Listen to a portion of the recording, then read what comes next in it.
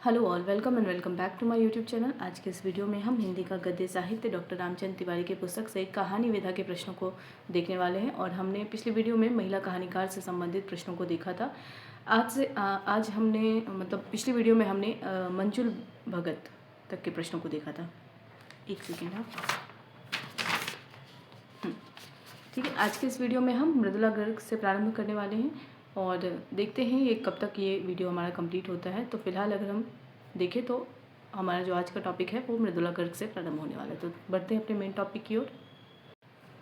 तो आज की रचनाकार हैं मृदुला गर्ग और इनसे संबंधित अगर हम देखें जानकारी तो सबसे पहली जानकारी है इनका समय यानी जन्म वर्ष जो है इनका वो है 1938। ठीक है, पहला प्रश्न है मृदुला गर्ग किस प्रकार के विश्लेषण के लिए एक सशक्त कहानीकार के रूप में चर्चित है? सही उत्तर क्या होगा? प्रेम और काम संबंधों का आधुनिक दृष्टि से खुला विश्लेषण इनकी कहानियों में दिखाई देता है। ठीक है, संबंधित तथ्य देख लेते हैं। प्रेम और काम संबंधों का आधुनिक दृष्टि से खुला विश्लेषण करने वाली सशक्त कहानीकार के रूप में चर्चित है। अगला प्रश्न है मृदुला गर्ग की कहानी विनाशदूत में किस ऐतिहासिक घटना का चित्रण किया गया है? सही उत्तर होगा भोपाल गैस त्रासदी। संबंधित तथ्य देख लेते हैं। आधुनिक जीवन के बदले माहौल में परंपरागत नैतिक मूल्यों का विघटन, सामाजिक रिश्तों का खोखलापन, प्रेम और विवाह से संबंधित समस्याएं, सेक्स जीवन की विसंगतियां और अतृप्ति बोध, पुरुष निरपेक्ष नारी का व्यक्तित्व और उसकी मानसिकता, बलात्कार का मनोवैज्ञानिक प्रभाव और उससे मुक्ति, उच्च वर्गीय अत्याधुनिक जीवन की विसंगतियां, विदेशों में बसे भारतीयों की मानसिकता आदि अनेक जीवन संदर्भों को केंद्र में रखकर आपने कहानी की एक नई जमीन तैयार की है। आपकी इधर की कहानियां नए संदर्भों को लेकर सामने आई हैं। और सैम संग्रह की अगली सुबह कहानी में इंदिरा गांधी की हत्या के बाद दिल्ली में होने वाले सांप्रदायिक दंगे और विनाशदूत कहानी में भोपाल गैस त्रासदी का चित्रण किया गया है। तो अभी अगर हम देखें तो इनका एक कहानी संग्रह है उर्फ सैम। ठीक है, अभी हम जब कहानी संग्रहों की बात करेंगे तो फिर हम जानेंगे वहाँ पे कि कौन कौन से कहानी संग्रह हैं। तो जानकारी के रूप में क्या देखना है? उर्फ सैम एक कहानी संग्रह है। इसकी दो कहानियाँ हैं, अगली सुबह और दूसरी कहानी है विनाशदूत। इन दोनों कहानियों की विषय वस्तु क्या है उसके संदर्भ में बात की गई है यहाँ पे। जैसे अगर अगली सुबह कहानी की बात करें तो इसमें इंदिरा गांधी की हत्या के बाद जो भी सांप्रदायिक दंगे हुए हैं दिल्ली में उसके संदर्भ में ये कहानी है।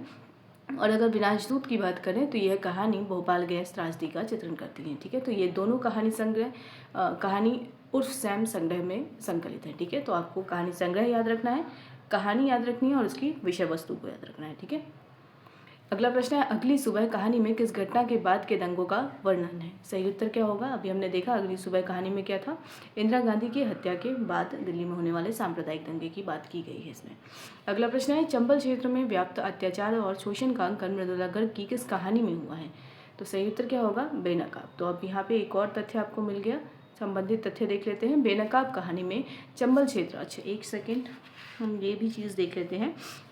यह जो बेनकाब कहानी जो है यह भी उर्फ सैम संग्रह में ही है। ठीक है, तो अगर हम देखें तो उर्फ सैम ये जो संग्रह है इसमें तीन कहानियाँ आपको पता चल गई। एक तो विनाशदूत है, दूसरा बेनकाब है और तीसरा कहानी जो हमने देखा था प्रारंभ में वो अगली सुबह है। ठीक है, तो ये तीन कहानी जो है उर्फ सैम संग्रह में है और लेखिका है मृदुला गर्ग। ठीक है, तो कहानी को देखते हैं। बेनकाब कहानी में चंबल क्षेत्र में व्याप्त अत्याचार और शोषण का अंकन किया गया है। इस प्रकार इधर आपकी कहानियों का कथा फलक विस्तृत हुआ है। देखा जाए तो आपने अपने लेखन का आरंभ सत्ता द्वारा स्थापित जीवन मूल्यों पर प्रश्न चिन्ह लगाने से किया था। उसके बाद आपने वर्तमान विश्व व्यवस्था में पदार्थीकरण के दबाव से मानवीय रिश्तों में आने वाली गिरावट की ओर ध्यान आकृष्ट किया है। इधर आपकी कहानियों में हास्य, व्यंग और फंतासी की प्रवृत्ति बढ़ी है। इनके माध्यम से आपने अपनी गहरी पीड़ा का ही इजहार किया है। सब मिलाकर आपकी कहानियाँ बहुत कुछ आपके जीवनानुभव और सोच की कहानियाँ हैं। उन्हें किसी सांचे या आंदोलन के साथ जोड़कर नहीं देखा जा सकता। अगला प्रश्न है डेफोडिल जल रहे हैं, प्रकाशन वर्ष 1978 और टुकड़ा टुकड़ा आदमी किसके कहानी संग्रह है? सही उत्तर होगा मृदुला गर्ग। ठीक है, अब हम कहानी संग्रहों की बात करेंगे। पहला कहानी संग्रह इनका कितनी कैदें, प्रकाशन वर्ष 1975, टुकड़ा टुकड़ा आदमी 1977, डेफोडिल जल रहे हैं 1978, ग्लेशियर से 1980, उर्फ सैम इसी की बात हो रही थी 1986 प्रकाशन वर्ष, शहर के नाम 1990 प्रकाशन वर्ष, समागम 1996 प्रकाशन वर्ष, मेरे देश की मिट्टी आहा 2001 प्रकाशन वर्ष। तो ये सभी कहानी संग्रह मृदुला गर्ग के कहानी संग्रह है। अगले रचनाकार को देखते हैं हम। अगली कहानीकार हैं चंद्रकांता जी। इनका जन्म वर्ष है 1938 पहला प्रश्न है, चंद्रकांता ने अपनी कहानियों और उपन्यासों में मुख्य रूप से कहाँ की मर्मांतक पीड़ा को आकार दिया है? सही उत्तर क्या हो जाएगा? कश्मीर। संबंधित तथ्य देख लेते हैं। चंद्रकांता ने कश्मीर के लहूलुहान चेहरे और उसकी मर्मांतक पीड़ा को अपने उपन्यासों में आकार देने के कारण एक समर्थ उपन्यास लेखिका के रूप में प्रतिष्ठित होने के साथ ही कहानियों के क्षेत्र में भी अपनी पहचान कायम कर ली है। अगला प्रश्न है, अब्बू ने कहा था प्रकाशन वर्ष 2005 और अलकत राज देखा प्रकाशन वर्ष 2013 किसकी रचनाएं हैं? सही उत्तर क्या होगा? चंद्रकांता। संबंधित तथ्य देख लेते हैं। इनके कुल 11 कहानी संग्रह प्रकाशित हैं। पहला है सलाखों के पीछे प्रकाशन वर्ष 1975, गलत लोगों के बीच प्रकाशन वर्ष 1984, पोशनुल की वापसी प्रकाशन वर्ष 1988। एक सेकेंड, हाँ पोशनुल है। दहलीज पर न्याय 1989, ओ सोन किसरी प्रकाशन वर्ष 1991, कोठे पर कागा 1993, सूरज उगने तक प्रकाशन वर्ष 1994, काली बर्फ 1996, बदलते हालात में 2002, अब्बू ने कहा था 2005, अलकट राज देखा 2013। प्रश्न है, चंद्रकांता की कहानियों का मूल स्वर क्या है? सही उत्तर क्या होगा? मनुष्यता विरोधी तत्वों का प्रखर प्रतिरोध इनकी कहानियों का मूल स्वर है। संबंधित तथ्य देख लेते हैं। चंद्रकांता प्रगतिशील चेतना की लेखिका है। मनुष्यता विरोधी तत्वों का प्रखर प्रतिरोध उनकी कहानियों का मूल स्वर है। उन्होंने आज के जीवन की बहुविध कुरूपताओं और विडंबनाओं को सामने लाकर मनुष्य के निरंतर बौने, संकीर्ण एवं स्वार्थी होते जाने की तस्वीर पेश की है। अगला प्रश्न है, चंद्रकांता के अनुसार कश्मीरी आतंकवादियों और किन में कोई फर्क नहीं रह गया है? सही उत्तर क्या होगा? दिल्ली के गुंडों में। संबंधित तथ्य देख लेते हैं। चंद्रकांता का दर्द यह है कि कश्मीरी आतंकवादियों और दिल्ली के गुंडों में कोई फर्क नहीं रह गया है। दोनों जवान बहुबेटियों को निगल जाना चाहते हैं। उनकी कहानियों में पुरुष वर्चस्व के दबाव में घुटती पिसती स्त्री की मजबूरियां हैं, सामान्य जन का दुर्निवार आर्थिक शोषण है, न्याय के लिए संघर्षरत आम आदमी की बेचैनी है, वृद्धों के जीवन का सूनापन है और मशीनी जिंदगी के नीचे दबे मनुष्य की छटपटाहट है। तात्पर्य यह है कि आज की बदरंग जिंदगी का पूरा चित्र हम उनकी कहानियों में देख सकते हैं। लेखिका की विशेषता यह है कि इन सब के बावजूद वह कतई निराश नहीं है। उसकी कल्पना में बेहतर भविष्य का सपना जीवित है और वह उसे साकार करने के लिए संघर्षरत है। अगला प्रश्न है, लेखक बनना हमारे हाथ में नहीं है पर लेखकीय दायित्व निभाना हमारी जिम्मेदारी है। यह कथन किसका है? सही उत्तर क्या होगा? चंद्रकांता। संबंधित तथ्य देख लेते हैं। सूरज उगने तक यह कहानी संग्रह है इनकी, और इस कहानी संग्रह की भूमिका में अपने बारे में आप कहती हैं, बेहतर जीवन की कामना और उसके लिए रास्ते तलाशना ही मेरा सरोकार है। मैं मानती हूँ कि लेखक बनना हमारे हाथ में नहीं है पर लेखकीय दायित्व निभाना हमारी जिम्मेदारी है। इसी दायित्व को निभाते हुए आप अनेक अनुत्तरित प्रश्नों के उत्तर खोज रही हैं। अगली कहानीकार हैं प्रतिमा वर्मा। इनका जन्म वर्ष है 1939। प्रश्न है, प्रतिमा वर्मा के कितने कहानी संग्रह अब तक प्रकाशित हुए हैं? सही उत्तर होगा इनके 2 कहानी संग्रह हैं, एक सुबह और दूसरा बंधे पाँवों का सफर। ये 2 कहानी संग्रह है प्रतिमा वर्मा के। संबंधित तथ्य देख लेते हैं। प्रतिमा वर्मा आज की उलझी हुई स्थितियाँ, घात प्रतिघातों और उनसे उत्पन्न मानसिक उलझनों को पूरी सच्चाई के साथ व्यक्त करने वाली प्रतिभा संपन्न कहानी लेखिका है। अब तक आप सैकड़ों कहानियां लिख चुकी हैं। आपके 2 कहानी संग्रह हैं, एक सुबह और प्रकाशन वर्ष 1978, दूसरा है बंधे पाँवों का सफर प्रकाशन वर्ष 1984। अगला प्रश्न है, प्रतिमा वर्मा ने अपनी कहानियों में किसे परत दर परत उधेड़ने की कोशिश की है? सही उत्तर होगा आधुनिक जीवन की जटिलताओं और स्वार्थपरता को। तथ्य देख लेते हैं। आपने अपने पहली कहानी संग्रह के आरंभ में कहा है, पति पत्नी के बीच आधुनिक जीवन की जटिलताओं से उत्पन्न विक्षोभ, नारी की बेबसी से उत्पन्न समझौतावादी मनोवृत्ति, व्यावसायिकता के कारण संवेदनाओं से रिक्त हुए व्यक्ति का मानसिक दारिद्र्य तथा पूरे समाज में घुन की तरह लग जाने वाली स्वार्थपरता आदि को मैंने परत दर परत उधेड़ कर रखने की कोशिश की है। अगला प्रश्न है, प्रतिमा वर्मा की कहानियों के बारे में गद्यांश में क्या कठिनाई बताई गई है? सही उत्तर क्या होगा? बी, उन्होंने विसंगतियों को मनुष्य की नियति मान लिया है। संबंधित तथ्य देख लेते हैं। जाहिर है कि आपका रचना संसार घर की चार दीवारी के भीतर सीमित न होकर व्यापक जीवन व्यापक सामाजिक संदर्भों से जुड़ा है। आपका ध्यान आर्थिक दबावों और उससे उत्पन्न विसंगतियों की ओर भी गया है। यह विसंगतियां क्रमशः एक के बाद एक उभरती जाती हैं और कहानी की मूल संवेदना घनीभूत होती जाती है। चरम बिंदु पर पहुंचकर एक गहरे दर्द और टीस का एहसास कराकर कहानी समाप्त हो जाती है। कठिनाई यह है कि इन विसंगतियों को आपने आज के मनुष्य की नियति मान लिया है। इनसे उबरने के लिए तड़प, तलखी, बेचैनी और संघर्ष का संकेत इन कहानियों को सार्थक परिणति दे सकता है। अगली कहानीकार है ममता कालिया। इनका जन्म वर्ष है 1940। पहला प्रश्न है, ममता कालिया का वह कहानी संग्रह कौन सा है जो वर्ष 2024 में प्रकाशित हुआ है? सही उत्तर क्या होगा? दूरस्थ दाम्पत्य। अगला प्रश्न देखने से पहले तथ्य देख लेते हैं। यथार्थ धर्मी कहानी लेखिका है ममता कालिया। आपकी कहानियों में यह बात विशेष रूप से उभरकर सामने आती है कि आज भी नारी उत्पीड़न मुक्त नहीं हुई है। आज भी वह पति द्वारा अपमानित होती है तथा उसके बेमेल स्वभाव और प्रवृत्ति को झेलते हुए नारकीय जीवन व्यतीत करती है। उसके जीवन संघर्ष के संदर्भ और क्षेत्र बढ़ गए हैं, किंतु उसके कष्टों का अंत नहीं हुआ है। अब तक आपके 13 कहानी संग्रह प्रकाशित हुए हैं। पहला है छुटकारा, प्रकाशन वर्ष 1969, सीट नंबर 6 1978, एक अदद औरत 1979, प्रतिदिन 1983, उसका यौवन 1985, जांच अभी जारी है 1990, बोलने वाली औरत 2000, मुखौटा 2002, निर्मोही 2006, खुदकिस्मत 2010, थोड़ा सा प्रगतिशील 2014, दो गज की दूरी 2022, दूरस्थ दाम्पत्य 2024 आपके प्रसिद्ध कहानी संग्रह है। अगला प्रश्न है, ममता कालिया की कहानियों की अभिव्यक्ति भंगिमा कैसी है जो उन्हें विशेष प्रभावी बनाती है? सही उत्तर क्या होगा? बी, व्यंग्यगर्भित। संबंधित तथ्य देख लेते हैं। आपकी इधर की कहानियों में प्रतिदिन के जीवन की छोटी छोटी घटनाओं को केंद्र में रखकर नारी के समग्र जीवन संघर्ष को चित्रित किया गया है। चूंकि अब नारी का कार्यक्षेत्र घर की चार दीवारी से बाहर भी फैल गया है, इसलिए आपकी कहानियों में दाम्पत्य जीवन के बाहर की सामाजिक आर्थिक विसंगतियों के चित्र भी देखे जा सकते हैं। आपकी अभिव्यक्ति भंगिमा व्यंग्य गर्भित होने के कारण विशेष प्रभावी बन सकी है। अगला प्रश्न है, बोलने वाली औरत, प्रकाशन वर्ष 2000 की लेखिका कौन है? सही उत्तर होगा ममता कालिया। अगली कहानीकार हैं कुसुम अंचल। इनका जन्म वर्ष 1940 है। प्रश्न है, कुसुम अंचल की कहानियां, एक मिनट, अंचल है अंचल,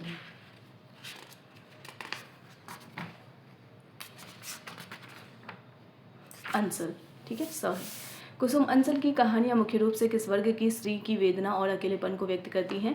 सही उत्तर क्या होगा? बी, उच्च वर्गीय स्त्री की वेदना और अकेलेपन को व्यक्त करती हैं। संबंधित तथ्य देख लेते हैं। इनकी अधिकांश कहानियां उच्च वर्गीय स्त्री की वेदना को व्यक्त करती हैं। इन्होंने उच्च वर्गीय स्त्री के तनाव, संघर्ष और निरंतर अकेले होते जाने की पीड़ा को पाठकों के साथ साझा किया है। उनकी कहानियों में जीवन का वैविध्य, विस्तार और दर्शन की बृहत्तरी चित्रित है। अगला प्रश्न है, गुम होती गौरैया और मेरी दृष्टि तो मेरी है, प्रकाशन वर्ष 2018, किसकी रचनाएं हैं? सही उत्तर क्या होगा? कुसुम अंचल। संबंधित तथ्य देख लेते हैं। इनके कुल 6 कहानी संग्रह प्रकाशित हैं। पहला है स्पीड ब्रेकर, प्रकाशन वर्ष 1975, पते बदलते हैं, ठीक है, पते बदलते हैं 1983, घूस की ईमानदारी, वह आया था 1999, गुम होती गौरैया, मेरी दृष्टि तो मेरी है, प्रकाशन वर्ष 2018। अगले कहानीकार हैं चित्रा मुदगल, जन्म वर्ष 1944। प्रश्न है, चित्रा मुदगल की कहानियों का फलक स्त्री पुरुष संबंधों से बाहर निकलकर किन क्षेत्रों तक फैला है? सही उत्तर होगा महानगर की नौकरी पेशा नारियों और झोपड़पट्टियों के निम्न वर्ग तक। संबंधित तथ्य देख लेते हैं। उन महिला कहानीकारों में अग्रणी है जिन्होंने स्त्री पुरुष संबंधों के दायरे से बाहर निकलकर महानगरों में संघर्षरत नौकरी पेशा नारियों एवं झोपड़पट्टियों में घिसटते हुए निम्न वर्गीय लोगों के जीवन में भी झांक कर देखा है। तो चित्रा मुदगल की जो कहानीकार के रूप में जो पहचान है वो इस रूप में भी दिखाई देती है। अगला प्रश्न है, जगदम्बा बाबू गांव आ रहे हैं, प्रकाशन वर्ष 1992, और जिनावर, प्रकाशन वर्ष 1996, किसके प्रसिद्ध कहानी संग्रह है? सही उत्तर क्या होगा? चित्रा मुदगल। संबंधित तथ्य देख लेते हैं। इनके कहानी संग्रहों में पहला है जहर ठहरा हुआ है, प्रकाशन वर्ष 1980, लाक्षागृह, प्रकाशन वर्ष 1982, अपनी वापसी, प्रकाशन वर्ष 1983, इस हमाम में एवं 11 लंबी कहानियां 1987, जगदम्बा बाबू गांव आ रहे हैं 1992, जिनावर 1996, भूख 2001, लपटे 2002, पेंटिंग अकेली है 2014, ठीक है, आपके प्रकाशित कहानी संग्रह, ठीक है। अगला प्रश्न है, चित्रा मुद्गल ने अपनी कहानियों को किस श्रेणी में रखा है? सही उत्तर क्या होगा? बी, मनुष्यता और जिंदगी के बीच की कहानियां हैं। संबंधित तथ्य देख लेते हैं। क्या आपकी कहानियों को नई कहानी, अकहानी, जनवादी कहानी आदि के सांचे में ढाला जा सकता है? इस प्रश्न के उत्तर में आपने रामकली सराफ को लिखा था कि आपकी कहानियां मनुष्यता और जिंदगी के बीच की कहानियां हैं। इसको पूरा संदर्भ हम देख लेते हैं। ठीक है, ये पैसेज यहीं से प्रारंभ है।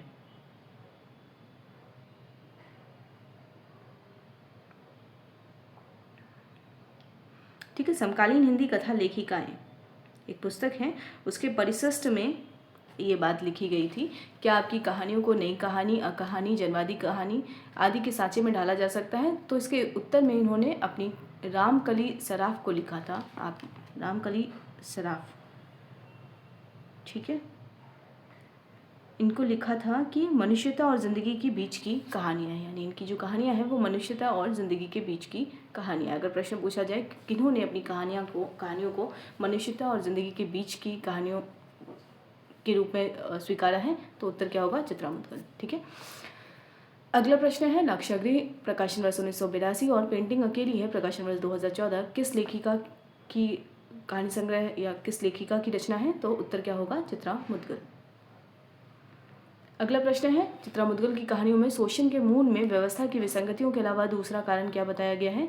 सही उत्तर होगा हमारी सामाजिक दायित्वहीनता। संबंधित तथ्य देख लेते हैं। आपकी कहानियों में आज की बिखरी हुई जिंदगी की तस्वीर देखी जा सकती है। इन कहानियों में भिखारी है, युवा भिखारिने हैं, सफ़ेदपोश शहरे हैं, संवेदनाहीन ठेकेदार हैं, वेश्याएं हैं, पत्नियों की अदला बदली करने वाले बड़े लोगों के क्लब हैं, पुलिस के सिपाही हैं, मोटर ड्राइवर हैं, सर्वहारा किस्म के पत्रकार हैं, मेहनत मजदूरी करके घर चलाने वाली स्त्रियां हैं, तस्करी और लड़कियों से धंधा कराने वाली औरतें हैं तथा अपने अस्तित्व और अस्मिता की लड़ाई लड़ती हुई नारियां हैं। आपने यह भी लक्षित किया है कि इन तमाम लोगों, विशेषकर स्त्रियों के शोषण के मूल में व्यवस्था की विसंगतियों के साथ ही हमारी सामाजिक दायित्वहीनता भी एक कारण है। यह सब होने पर भी आपकी कहानियों के संबंध में मधुरेश की यह टिप्पणी, ठीक है, चित्रा मुद्गल की कहानियों के संबंध में मधुरेश की यह टिप्पणी आपके लिए महत्वपूर्ण है। क्या है इनकी टिप्पणी?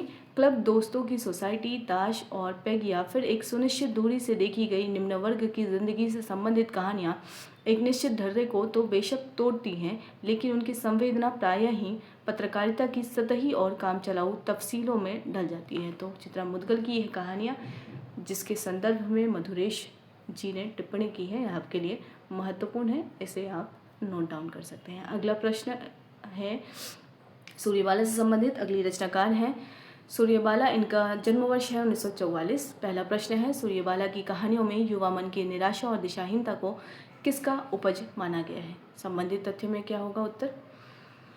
इस प्रश्न का उत्तर है आज के परिवेश का। संबंधित तथ्य है युवा मन के निराशा और दिशाहीनता को आज के परिवेश की उपज मानकर उसे एक खास अंदाज में प्रस्तुत करने वाली कहानी लेखिका है। अगला प्रश्न है, एक इंद्रधनुष जुबेदा के नाम प्रकाशन वर्ष 1977 और बहनों का जलसा प्रकाशन वर्ष 2023 किसकी रचनाएं हैं? सही उत्तर होगा सूर्यबाला की रचनाएं।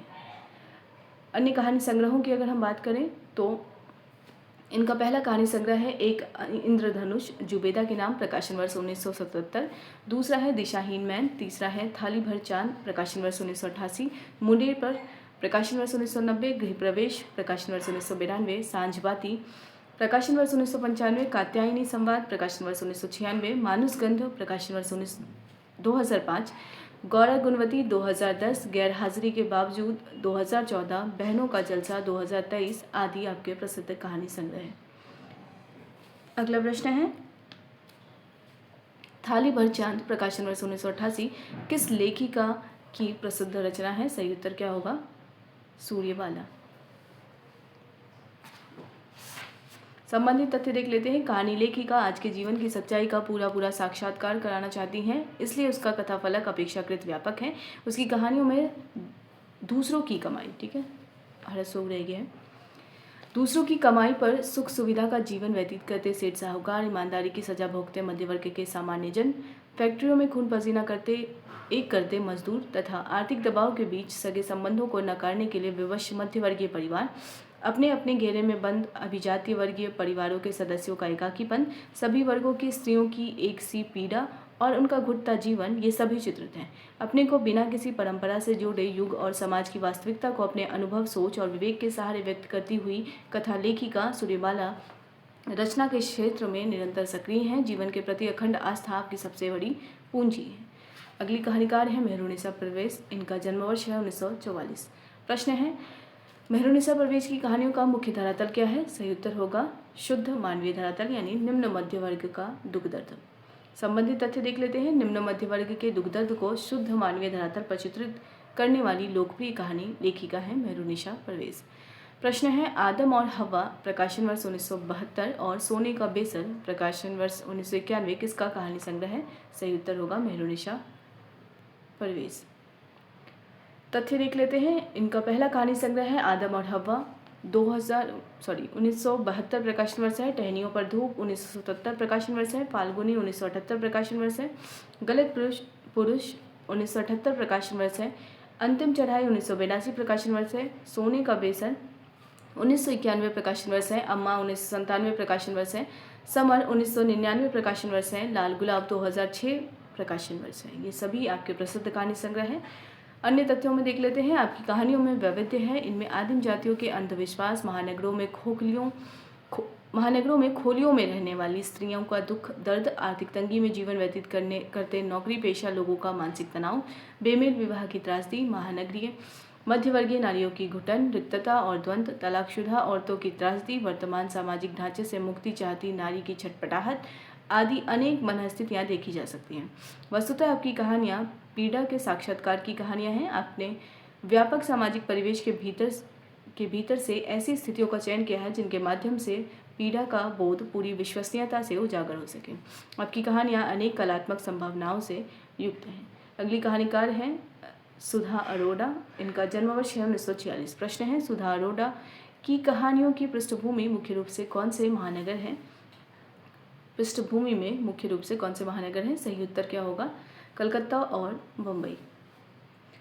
संबंधित तथ्य देख लेते हैं। डॉक्टर पुष्पाल सिंह के अनुसार सुधा अरोड़ा की कहानियों की पृष्ठभूमि कलकत्ता और मुंबई नगर है। सभी कहानियों में प्रायः एक ऐसी संघर्षशील नौकरी पेशा नारी है जिसे महानगर कभी रास नहीं आ पाता।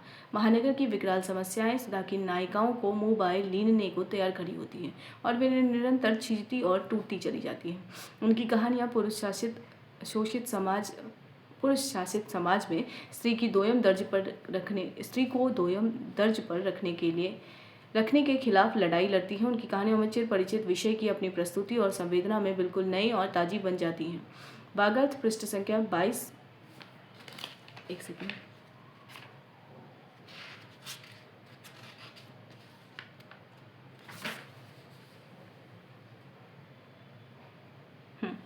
वागर्थ पृष्ठ संख्या 22। अगस्त 1998 ईस्वी। सुधा अरोड़ा की कहानियाँ स्व से आरंभ कर समाज की पेचीदा समस्याओं और समय के बड़े सवालों से जूझती हैं। उनकी कहानियाँ एक व्यापक फलक पर बदलती हुई दुनिया में स्त्री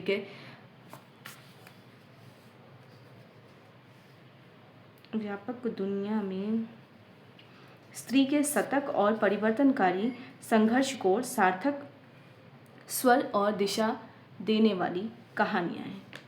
ठीक है, यहाँ तक अगर हम देखें तो यह कथन डॉक्टर पुष्पाल सिंह का है और यह कथन सुधा अरोड़ा की कहानियों के संदर्भ में है। ठीक है, तो यह भी आपके लिए महत्वपूर्ण हो जाता है।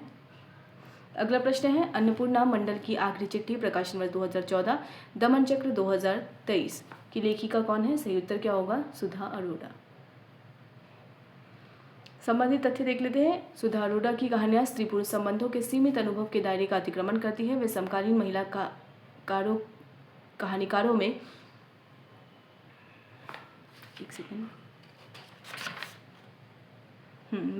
कहानीकारों में कृष्णा सोबती, मनु भंडारी और उषा प्रियंवदा के बाद की पीढ़ी में महत्वपूर्ण कहानीकार हैं। आपके अब तक 9 कहानी संग्रह प्रकाशित हुए हैं। पहला है बगैर तराशे हुए प्रकाशन वर्ष 1967, युद्ध विराम 1977, महानगर की मैथिली 1987, काला शुक्रवार 2004, एक औरत 3/4 2011, अन्नपूर्णा मंडल की आखिरी चिट्ठी 2014, बुद्ध जब बोलते हैं प्रकाशन वर्ष 2015, कांसे का गिलास 2014 और दमन चक्र 2023। ये सभी कहानी संग्रह सुधा अरोड़ा की कहानी संग्रह हैं। अगला प्रश्न है, सुधा अरोड़ा की कहानी दमन चक्र में स्त्री संघर्ष के साथ किस आंदोलन से जुड़ा पात्र चित्रित है? सही उत्तर है नक्सलवादी आंदोलन। संबंधित तथ्य देख लेते हैं। पहले कहानी संग्रह में आपने ऐसे नारी पात्रों को अंकित किया है जो प्राचीन मान्यताओं और रूढ़ियों को तोड़कर अपने लिए नया समाज बनाने को बेचैन है। परवर्ती कहानियों में आपका अनुभव वृत्त बृहत्तर होता चला गया है। दमन चक्र कहानी में नौकरी करती हुई लड़की के जीवन संघर्ष के साथ लेखिका ने उसके भाई को भी कथा में प्रतिष्ठित किया है जो नक्सलवादी आंदोलन से जुड़ा हुआ है। इस प्रकार लेखिका को आज की युवा पीढ़ी की सोच और मनोविज्ञान को विवेचित करने का अवसर मिल गया है। वृद्धों के अकेलेपन की पीड़ा का भी आपने बहुत ही मार्मिक चित्र खींचा है। आज के व्यापक भ्रष्टाचार के बीच ईमानदार व्यक्ति की जिंदगी कितनी विषम हो गई है, इस प्रश्न को पूरी गंभीरता से उठाकर कथा लेखिका ने हमें व्यवस्था के बदलाव की दिशा में सोचने के लिए मजबूर कर दिया है। निश्चय ही सुधा अरोड़ा ने समकालीन महिला कहानीकारों में अपनी एक अलग पहचान कायम की है। अगला प्रश्न है, एक औरत 3/4 2011 प्रकाशन वर्ष किसका कहानी संग्रह है? सही उत्तर होगा सुधा अरोड़ा। अगला प्रश्न है, सुधा अरोड़ा की कहानियाँ किसके खिलाफ लड़ाई लड़ती हैं? सही उत्तर होगा बी, पुरुष शासित समाज में स्त्री को दोयम दर्जे पर रखने के खिलाफ। संबंधित तथ्य देखेंगे। रहोगी तुम वहीं, ठीक है, ये कहानी है। यहाँ से लेकर दमन चक्र तक की सुधा अरोड़ा की कहानियाँ स्त्री सुलभ सीमित संसार की वैयक्तिक अभिव्यक्तियाँ नहीं हैं, बल्कि इनमें पुरुष शासित समाज में स्त्री के लिए जायज़ और सम्मानजनक स्पेस बनाने की उद्दाम लालसा पूरी गहराई के साथ महसूस की जा सकती है। अगला प्रश्न है, जिंदगी और समय के बड़े सवालों से जूझती कहानियाँ डॉक्टर पुष्पाल सिंह ने किसकी रचनाओं को कहा है? तो सुधा अरोड़ा की कहानियों को पुष्पाल सिंह ने जिंदगी और समय के बड़े सवालों से जूझती कहानियाँ कहा है।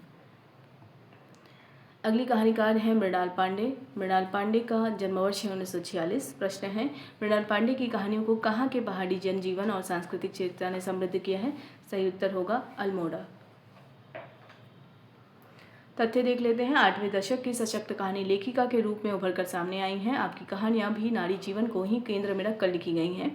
अल्मोड़ा क्षेत्र का पहाड़ी जनजीवन और उसकी सांस्कृतिक चेतना ने आपकी कहानियों को समृद्ध किया है। अगला प्रश्न है, दरमियान 1977 और गंधगाथा या गाथा, एक सेकेंड देख लेते हैं। गंधगाथा किसके कहानी संग्रह है? मृणाल पांडे के कहानी संग्रह। तथ्य देख लेते हैं। इनके कुल 5 कहानी संग्रह प्रकाशित हुए हैं। दरमियान 1977, शब्दवेदी 1980, एक नीच ट्रेजेडी 1981, एक स्त्री का विदा गीत 1983, गंधगाथा 2019 प्रकाशन वर्ष है। अगला प्रश्न है, मृणाल पांडे ने शिल्प के क्षेत्र में किस तकनीक को आधुनिक संवेदना से जोड़ा है? सही उत्तर होगा बी, लोक कथा शिल्प को आधुनिक तकनीक से जोड़ा है। अगला जो तथ्य है वो देख लेते हैं। आपने नारी स्वतंत्रता के प्रश्न को अनेक बिंदुओं और कोणों से उठाया है। आप अनुभव करती हैं कि अनादिकाल से प्रत्येक सामाजिक व्यवस्था के दौर में नारी परतंत्र रही हैं। उसके बंदी जीवन को ही अनेक प्रकार से बार बार महिमा मंडित किया गया है। आज भी वह इस स्थिति से पूरी तरह उबर नहीं पाई हैं। अनुषंगिक रूप से आपकी कहानियों में पहाड़ी जीवन की आर्थिक तंगी, जड़ता, संघर्ष, अनियोजित बदलाव और उसके फलस्वरूप उत्पन्न विसंगतियों के चित्र भी उभरे हैं। आप अपने को किसी आंदोलन या परंपरा से जोड़ना नहीं चाहती। शिल्प के क्षेत्र में आपने लोक कथा शिल्प को आधुनिक संवेदना से जोड़कर नया रूप दिया है। व्यंग्य शिल्प का संश्लेष भी आपकी कहानियों में देखा जा सकता है। सब मिलाकर आपने कहानी के क्षेत्र में अनेक नई संभावनाओं का संकेत दिया है। अगला प्रश्न है, एक नीच ट्रेजेडी प्रकाशन वर्ष 1981 कहानी संग्रह की लेखिका कौन है? सही उत्तर क्या होगा? मृणाल पांडे। अगली कहानीकार हैं डॉक्टर उषा यादव। इनका जन्म वर्ष 1946 है। प्रश्न है, डॉक्टर उषा यादव का वह कौन सा कहानी संग्रह है जो 2019 में प्रकाशित हुआ है? सही उत्तर क्या होगा? बस एक पल। ठीक है, ये जो कहानी संग्रह है 2019 में प्रकाशित हुआ है। इनके कुल 7 कहानी संग्रह हैं जो प्रकाशित हुए हैं। पहला है टुकड़े टुकड़े सुख, प्रकाशन वर्ष 1987। सपनों का इंद्रधनुष, प्रकाशन वर्ष 1989। जाने कितने कैक्टस, 98, प्रकाशन वर्ष 1998। सुनो जयंती 2009 प्रकाशन वर्ष। चांदी की हंसली 2010 प्रकाशन वर्ष। 13वां पृष्ठ 2017 प्रकाशन वर्ष। बस एक पल 2019 प्रकाशन वर्ष। अगला प्रश्न है, उषा यादव की कहानियों की प्रमुख विशेषता क्या है? सही उत्तर क्या होगा? स्त्री की जिजीविका का प्रखर तेज और अद्भुत पठनीयता। संबंधित तथ्य देख लेते हैं। उषा यादव की कहानियों में अद्भुत पठनीयता है, स्त्री की जिजीविका का प्रखर तेज है और कथा शिल्प के संयोजन से ये कहानियाँ ही निश्चय ही सशक्त हुई हैं। अगला प्रश्न है, तर्पण, हंसनी और गैंगरेप किस लेखिका की प्रसिद्ध कहानियाँ हैं? सही उत्तर क्या होगा? डॉक्टर उषा यादव। ठीक। ठीक है। तर्पण, हंसनी और गैंगरेप, ये आप याद रखेंगे। ये कहानियाँ किनकी हैं? डॉक्टर उषा यादव की कहानियाँ हैं।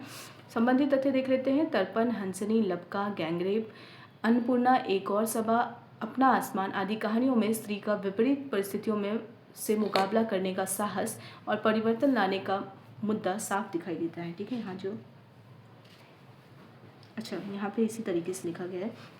अगर हम देखें तो तर्पण, हंसनी, लबका, गैंगरेप, अन्नपूर्णा, एक और सभा, अपना आसमान आदि कहानियों में स्त्री का विपरीत परिस्थितियों से मुकाबला करने का साहस और परिवर्तन लाने का मुद्दा साफ दिखाई देता है। तो साहस और मुद्दा होना चाहिए मेरे हिसाब से।